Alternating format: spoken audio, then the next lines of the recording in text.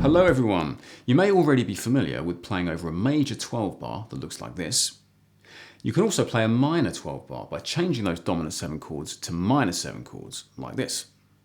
And to play over this would be easy. You could play minor pentatonic scales, natural minor scales, blues scales, and never really deviate from the key. However, it can sound boring and predictable, especially those last 4 chords in the chord progression, which don't resolve particularly well. In this video, we're going to make that chord progression more interesting by changing those last 4 chords and playing exotic scales over the top like Phrygian dominant and Lydian dominant.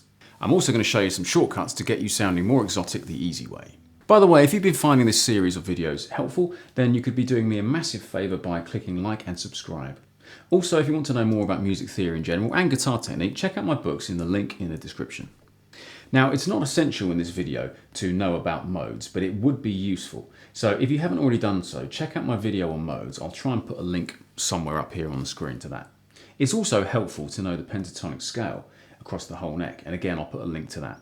Let's take another look at that chord progression. The last 4 bars can be made more interesting by changing them to this. Notice that the F chord belongs to the key of A minor, so we don't have to change our scales. But if we play an F7, which doesn't belong to the key, then we have to ideally accommodate the wrongness of that chord.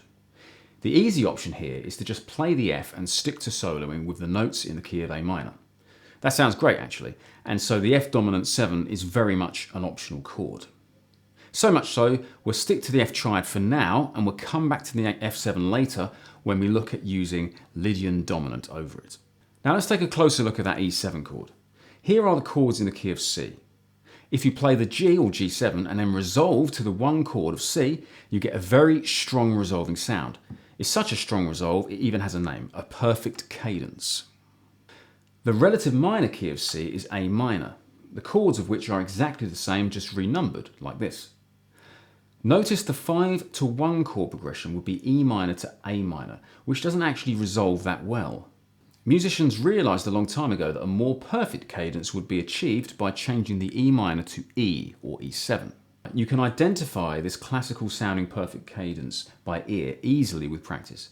And you can see it, any dominant 7 chord or even a major triad that resolves up a 4th like this, say from here, A to D minor, or A7 to D minor, gives you a perfect cadence in a minor key, better known as a minor 5-1 progression. And it's got that kind of classical sound to it. However, the new chord contains a G sharp, not a G, and so we need to adapt our A natural minor scale by also changing the note of G to G sharp. This gives us a new scale called A harmonic minor. On a guitar, natural minor looks like this.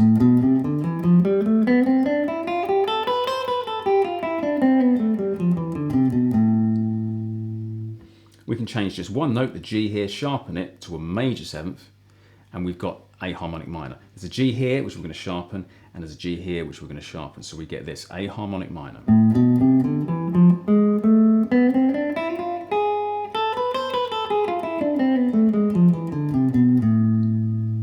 If you've watched my videos on modes and on the harmonic minor scale, you may have realised that over the E7 chord, our root note is E, not A. So technically we're playing a mode of A harmonic minor, specifically the 5th mode, E Phrygian dominant.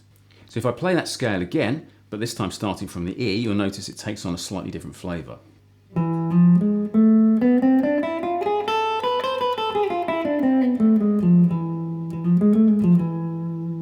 The best way to learn scales is to associate them with chords they work over. You could adapt all of your natural minor scale patterns by one note to achieve harmonic minor across the whole neck. But to start somewhere simpler, we'll look at just one part of the neck, the one we're most familiar with when playing over a minor 12 bar, which is around where pentatonic pattern 1 is. So if we're playing in the key of A minor, our 12 bar is going to be around here. Here's the pentatonic scale. And we're going to play Phrygian dominant in the same area, over this chord of E7. Okay, it's like a C shape plus pinky here. Notice in the diagram I've hidden an E7 chord in grey, hiding behind the scale notes. This chord shape is the landmark for this scale. It's better to learn scales relative to chords, not just fret numbers. So the chord looks like this, and the scale is played like this.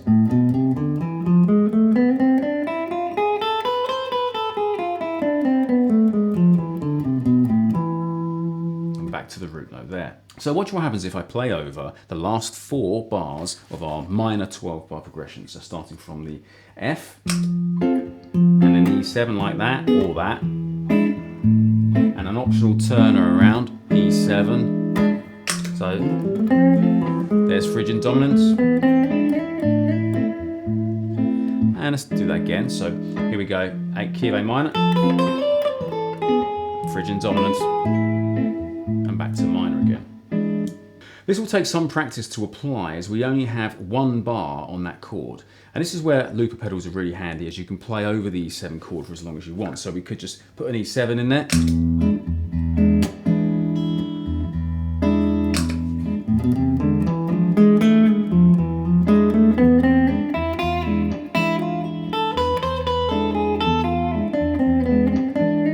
By the way, if you don't like that stretchy bit there, you can play 4 on the top E instead.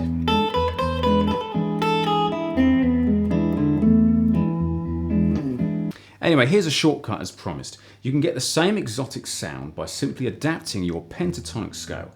Just raise the minor 7th to a major 7th. So instead of pattern 1 of the minor pentatonic scale looking like this, it now looks like this.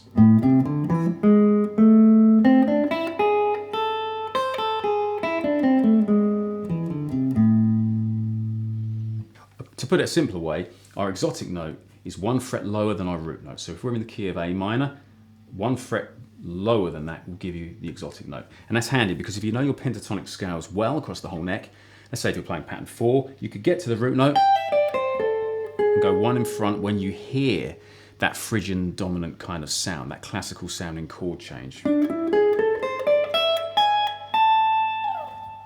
You can also play the E7 chord or E triad as an arpeggio. E looks like this, and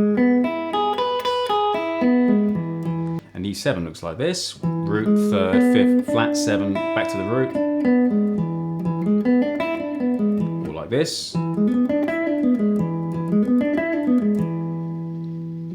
You can even start with arpeggios and slowly add the extra notes of the E Phrygian dominant scale as you get more confident. There's no shame in that at all. Let me show you what I mean. So if I put an E7 in the chord, into the looper, I just play an E7 arpeggio, and then start adding notes.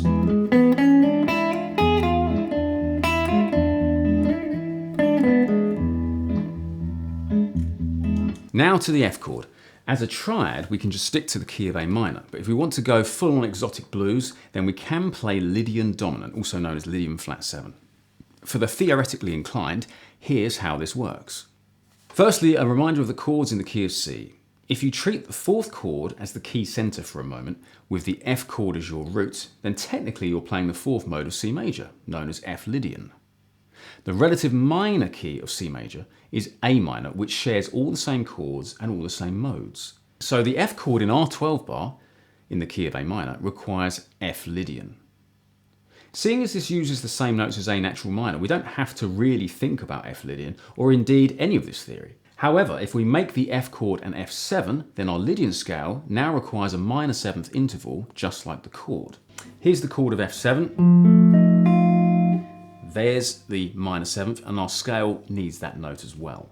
We can use F mixed Lydian over an F dominant 7 chord, but Lydian dominant is better here as it's a little closer to our original key. Now I should warn you that your ear may find this a little odd sounding at first. The F7 is a little bit wrong in the first place, which is part of the tension we like in blues music. With practice, it not only sounds easier on the ear, but playing with conviction makes all the difference. Again, using a chord as a landmark and sticking to the same part of the neck, we get this scale pattern. The chord looks like this, and And the scale pattern looks like this.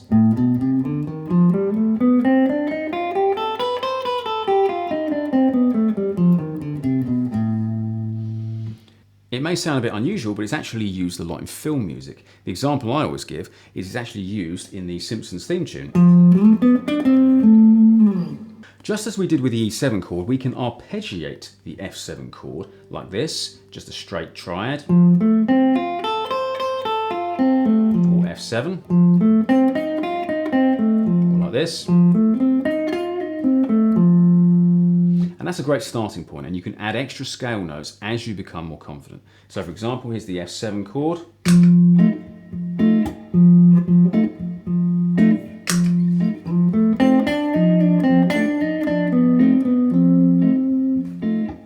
I added some extra notes as I went. Now I've created some backing tracks for you to try this stuff over. One in the key of A minor, and also one, just like the intro section, in the key of B minor, in the style of B.B. King's The Thrill Is Gone. I'll put links to those in the description. Also, if I can figure out how, I'll put links up here on the screen somewhere.